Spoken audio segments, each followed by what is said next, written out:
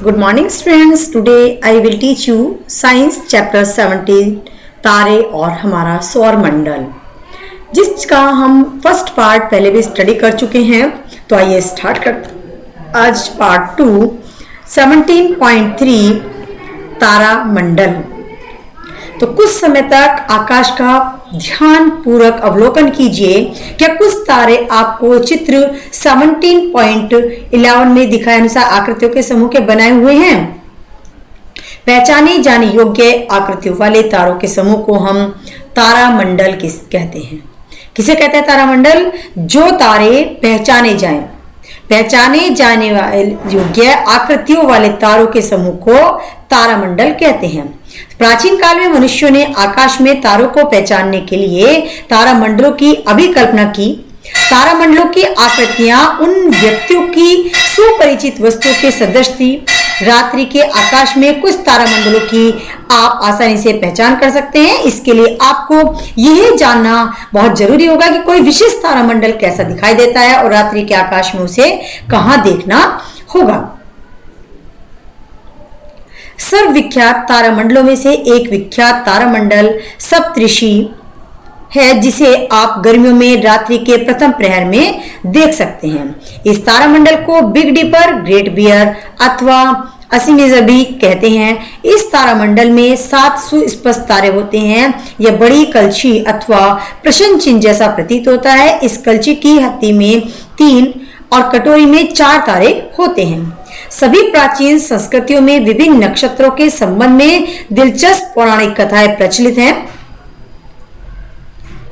सप्तऋषि क्या है? हमारे 7 प्रसिद्ध प्राचीन भारतीय संतों और ऋषियों के नामों के साथ संबंध है, जैसा कि नीचे दिए गए चित्र में दर्शाया गया है। प्राचीन पौराणिक कथाओं के अनुसार सप्तऋषि नक्षत्र वेदों के शाश्वत ज्ञान को इंगित करते हैं। आप कुछ घंटों तक इस तारामंडल का प्रेक्षण कीजिएगा। क्या आप इसकी आकृति में कोई परिवर्तन देखते हैं? क्या आप इसकी स्थिति में कोई परिवर्तन देख सकते हैं? आप ये प्रेक्षण करेंगे कि इस तारामंडल की आकृति समान रहती है। आप यह भी देख पाएंगे कि यह तारामंडल पूर्व से पश्चिम की ओर गति करता प्रतीत होता है।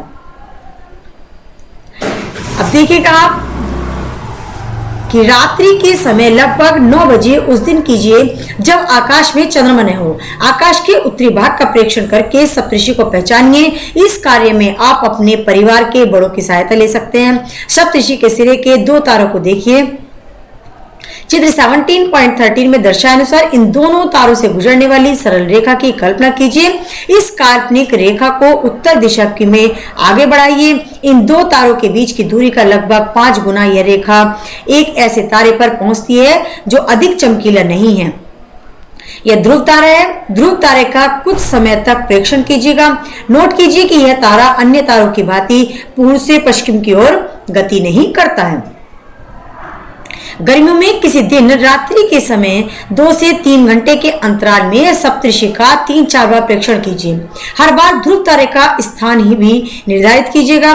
क्या सप्तऋषि पूर्व से पश्चिम की ओर गमन करता है? क्या यह ध्रुव तारे की परिक्रमा करता दिखाई देता है? अपने प्रेक्षणों की तुलना अब आप चित्र 17.14 में दर्शाई स्थितियों से कीजिएगा, जबकि रियलिटी है कि सभी तारे ध्रुव तारे की परिक्रमा करते प्रतीत होते हैं।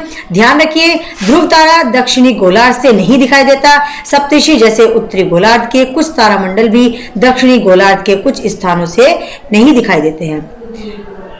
ओरायन एक अन्य विख्यात तारामंडल है, जिसे हम सर्दियों में मध्यरात्रि में देख सकते हैं। यह आकाश में सर्वाधिक भव्य तारामंडलों में गिना जाता है। इसमें भी 7 अथवा 8 चमकीले तारे हैं। चित्र 17.11 में जैसा कि आप देख रहे हैं, ओरायन को शिकारी भी कहते हैं। इसके 3 मध्य में तारे शिकारी की बेल्ट को निरूपित करते हैं। 4 चमकीले तारे चतुर्भुज के रूप में स्थित दिखाई देते हैं। आकाश में सबसे अधिक चमकीला तारा सीरियस लुब्धक ओरियन के निकट दिखाई देता है। सीरियस को ढूंढने के लिए ओरियन के मध्य के 3 तारों से गुजरने वाली रेखा की कल्पना कीजिए और इसके अनुदिश पूर्व दिशा की ओर देखिए।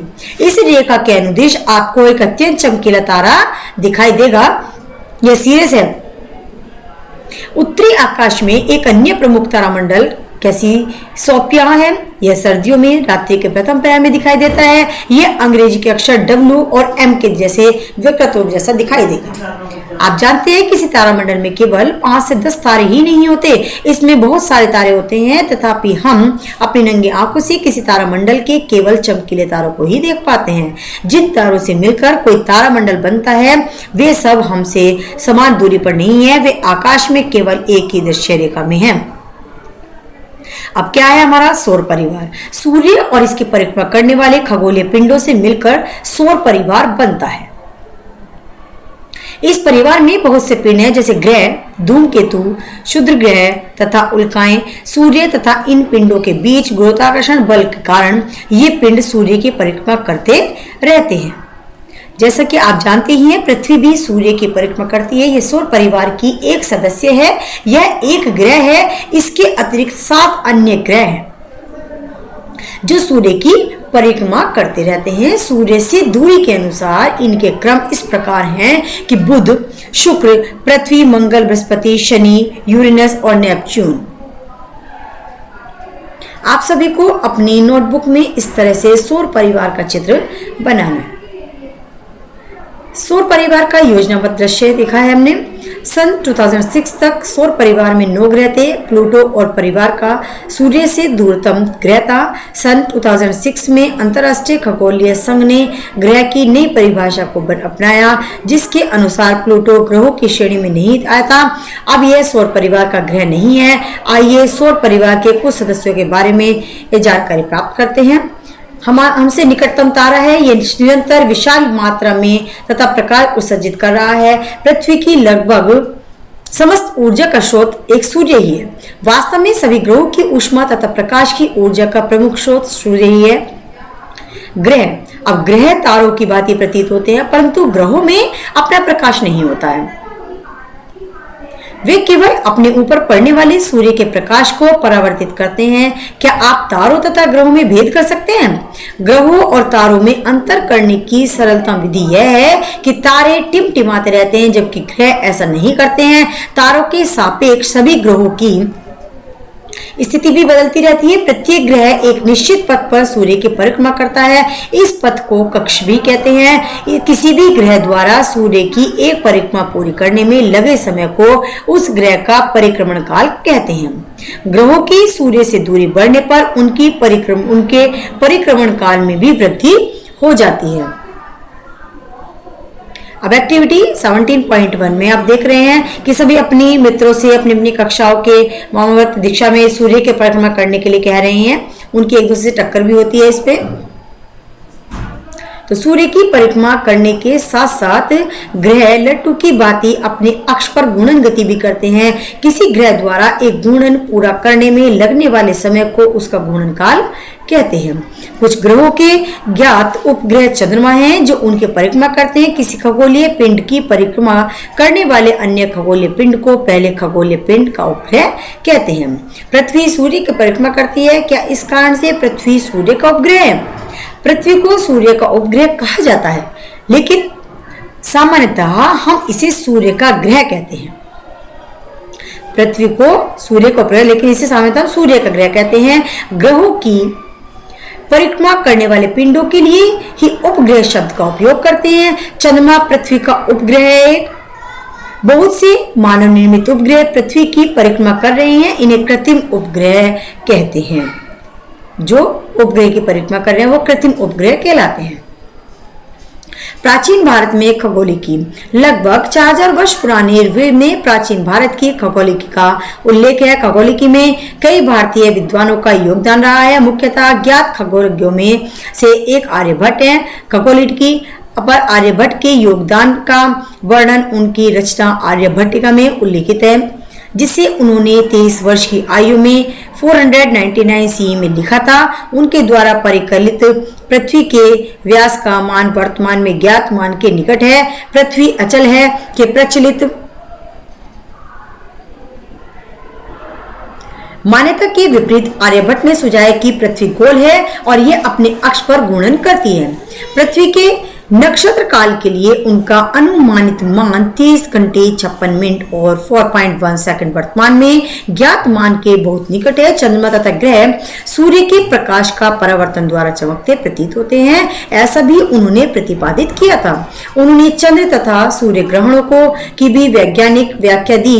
जब पृथ्वी की छाया चंद्रमा पर पड़ती है तो चंद्र ग्रहण की परिघटना होती है, और जब चंद्रमा की छाया पृथ्वी पर पड़ती है तो सूर्य ग्रहण की परिघटना होती है। आर्यभट्ट के अनुसार पृथ्वी और चंद्रमा के बीच की दूरी का मान वर्तमान में ज्ञात दूरी के बहुत करीब है। नेक्स्ट आता है हमारा बुध। बुध ग्रह सूर्य के निकटतम ग्रह है। यह हमारे सौर परिवार का लघुत्तम ग्रह है, क्योंकि बुध सूर्य के अत्यधिक निकट है, इसलिए अधिकांश समय तक सूर्य की चकाचौंध में छिपा रहने के कारण उसका प्रेक्षण करना अत्यंत कठिन है।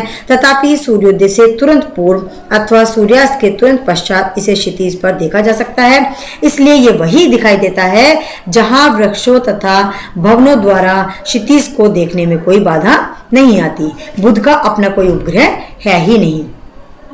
शुक्र। ग्रहों में शुक्र पृथ्वी का निकटतम पड़ोसी है। रात्रि के आकाश में यह सबसे अधिक चमकीला ग्रह है। कभी कभी शुक्र पूर्वी आकाश में सूर्योदय से पूर्व दिखाई देता है, कभी कभी सूर्यास्त के तुरंत पश्चात यह पश्चिमी आकाश में दिखाई देता है, इसलिए इसे प्रायः प्रभात तारा, प्रातः तारा अथवा संध्या तारा भी कहते हैं। यद्यपि यह तारा नहीं है, रात्रि के आकाश में इसे ढूंढने का प्रयास कीजिए। शुक्र का अपना कोई उपग्रह नहीं है। इसकी अपने अक्ष पर घूर्णन गति कुछ असाधारण है। यह पूर्व से पश्चिम की ओर घूर्णन करता है, जबकि पृथ्वी पश्चिम से पूर्व की ओर घूर्णन करती है।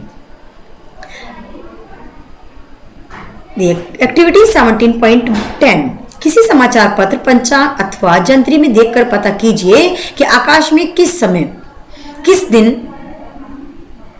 किस दिन शुक्र दिखाई देगा। आप शुक्र ग्रह की पहचान इसकी चमक द्वारा बड़ी आसानी से कर सकते हैं। याद रखिए, शुक्र को आकाश में अधिक ऊंचाई पर नहीं देखा जा सकता है। आपको यह तो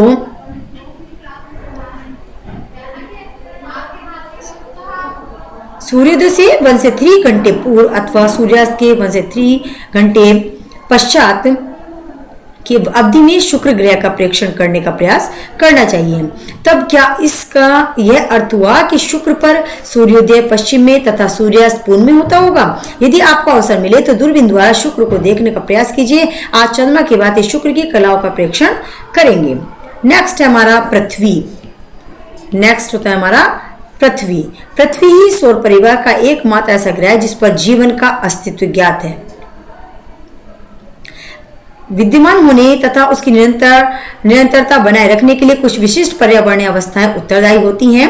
इनमें पृथ्वी की सूर्य से उचित दूरी होना भी सम्मिलित है, ताकि पृथ्वी पर सही ताप परिसर, जल की उपस्थिति, उपयुक्त वायुमंडल तथा ओजोन का आवरण बना रहे।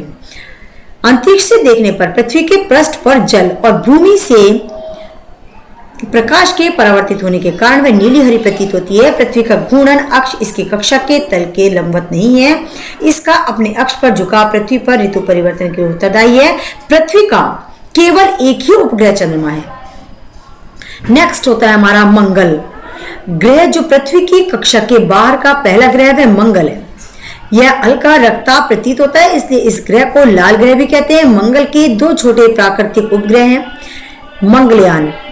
भारतीय अंतरिक्ष अनुसंधान संगठन इसरो ने भारत का पहला मंगल कक्षित्र ऑर्बिटर मिशन मंगलयान 5 नवंबर 2013 को प्रक्षेपित किया।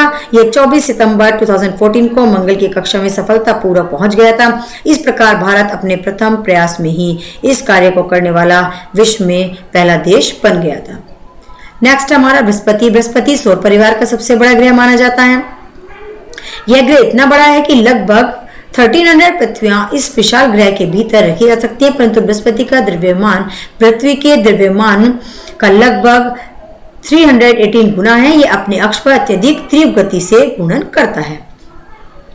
आप पृथ्वी के विषुवत वृत्त से परिचित हैं। विषुवत वृत्त के तल को पृथ्वी का विषुवतीय तल कहते हैं। चित्र 17.21 वह तल जिसमें पृथ्वी सूर्य की परिक्रमा करती है उसे पृथ्वी का कक्षीय तल कहते हैं।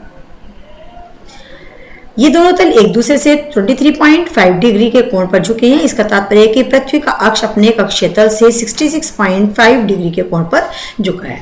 तो स्टूडेंट इस आज की इस पीरियड में हम पार्ट सेकंड को यहीं एंड करते हैं। आगे का चैप्टर नेक्स्ट टाइम पर करेंगे। तब तक आपको वीडियो को अच्छे से वॉच करना है, बुक से रीड करना है। Thank you everyone.